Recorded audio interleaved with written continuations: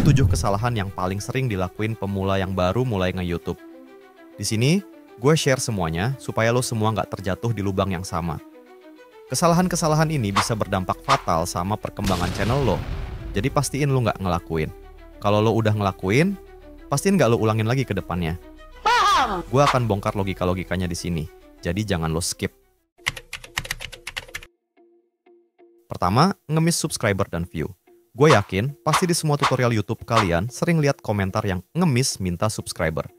Bahkan di berbagai forum dan platform, sering banget ada yang minta saling subscribe. Ini kesalahan yang fatal. Kenapa? Karena subscriber itu seharusnya orang yang mau nonton konten lo. Orang yang tukeran subscriber doang, biasanya nggak akan mau nonton konten lo. Dan kalaupun nonton, mereka nggak nonton sampai selesai. Sampai sini masuk akal kan? Ini yang terjadi di balik layar. Setiap lo upload konten, YouTube akan dorong video lo ke audiens yang dianggap cocok, termasuk subscriber lo. Sayangnya, subscriber lo itu hasil tuker-tukeran doang, jadi mereka nggak akan nonton.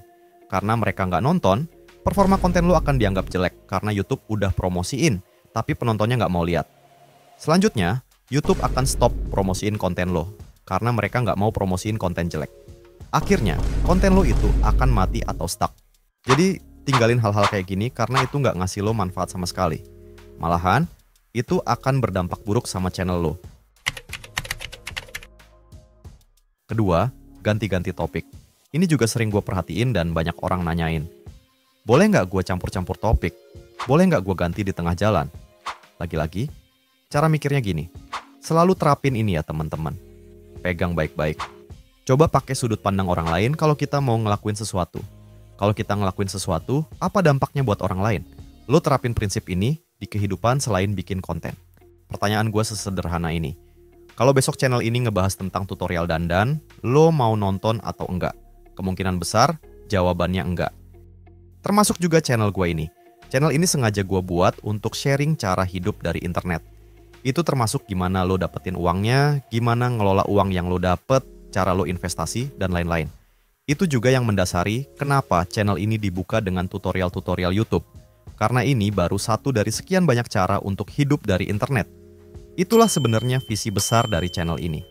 Jadi, jangan kaget dan kecewa kalau gue akan mulai bahas tema-tema lain di luar ngembangin YouTube. Karena memang payung besar yang gue ambil adalah cara hidup di era digital kayak sekarang. Saran gue, kalau lo udah terlanjur salah pilih payung topik, lo bikin channel lagi aja. Cari payung topik yang universal, seperti yang udah gue bahas di video ini. Gue udah ajarin filternya, lo pakai ilmu itu untuk temuin payung yang bisa jangka panjang. Ketiga, keseringan hapus video. Gue nggak tahu tujuan hapusnya karena apa. Kalau lo hapus video lo karena lo sadar bahwa 100% re-upload itu nggak baik dan lo mau hapus, lo udah bener. Tapi kalau channel lo udah terlalu banyak yang lo 100% re-upload, saran gue, sekalian aja lo bikin channel baru dari konten yang lo edit sendiri. Karena cepat atau lambat, lo akan kena copyright. Ingat, tujuan lo hidup dari internet jangka panjang, bukan sehari doang. Lo harus lindungin channel lo dari risiko-risiko kayak gitu. Satu-satunya cara untuk hidup dari internet adalah lo edit konten lo sendiri. Kalau lo udah edit konten sendiri dan mau hapus, gue akan tanya dulu, kenapa lo hapus? Kalau performanya jelek 4 jam pertama, ya itu nggak apa-apa, baru juga 4 jam. Gue kasih contoh real aja. Gue punya konten yang 2 minggu pertama stuck di rentang 10.000 view. Tapi beberapa minggu selanjutnya, tiba-tiba konten itu nyentuh angka 1 juta view. Poinnya, lo nggak akan tahu takdir konten itu bakal kayak gimana. Diemin aja. Di kasus gue, konten yang gue anggap bagus malah performanya biasa aja. Tapi konten yang gue anggap biasa aja, malah performanya jadi top 10 konten channel gue. Saran gue, sabar dan tenang aja. Keempat, beli subscriber. Kalau gue ada di depan lo sekarang, gue akan mohon-mohon sama lo untuk jangan pernah tergiur beli subscriber. Lo itu lagi ditipu orang. YouTube itu ada sistem untuk deteksi subscriber dari bot, dan mereka akan hapus subscriber itu secara berkala. Jadi lo akan kehilangan apa yang lo udah bayar. Lagian, ngapain sih punya subscriber banyak tapi nggak ada yang nonton? Per video ini tayang, subscriber gue itu di rentang 5 ribuan. Tapi viewer video gue udah 50 ribu. Yang penting itu viewernya, bukan subscribernya.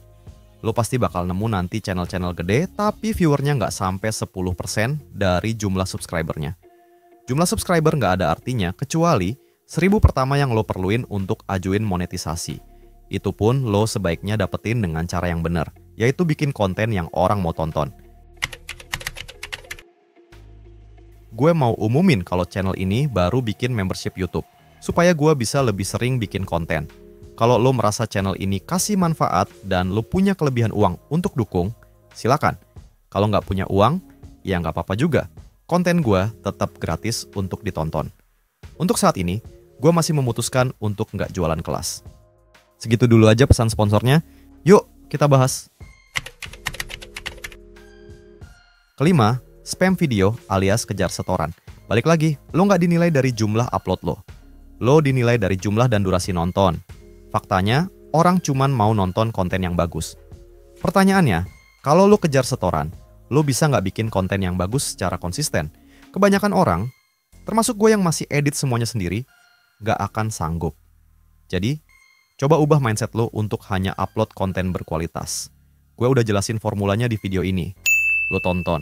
Kalau perlu lo tulis di kertas, gimana caranya topik lo bisa lo ubah jadi konten yang bagus. Keenam, nyalahin settingan upload. Ini gue sekalian kasih lihat aja settingan yang gue pakai ketika upload video ya. Kita bahas singkat aja.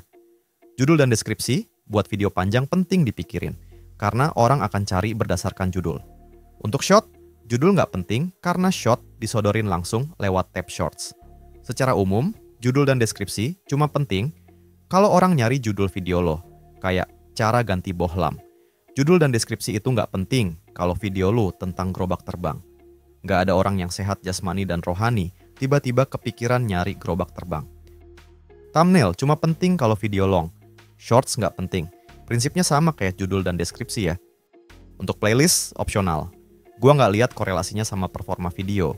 Kecuali mungkin nanti ketika konten gua udah banyak, gua bisa kelompokin berdasarkan kategorinya. Audience secara umum, lu isi aja bukan untuk anak-anak. Kalau lu centang buat anak, konten ini ya muncul juga di YouTube Kids. Paid promotion nggak usah dicentang. Pemula kan biasanya nggak ada sponsor. Altered content, lo centang kalau videonya AI generated. Misalnya lo bikin video AI tentang kucing berubah jadi manusia, nah itu lo centang. Bedanya ya cuman ada disclaimer doang kok. Automatic chapter, places, concept, lo kosongin aja. Gak penting, terutama buat shorts. Teks, maksimum 3 aja. Cari yang relevan.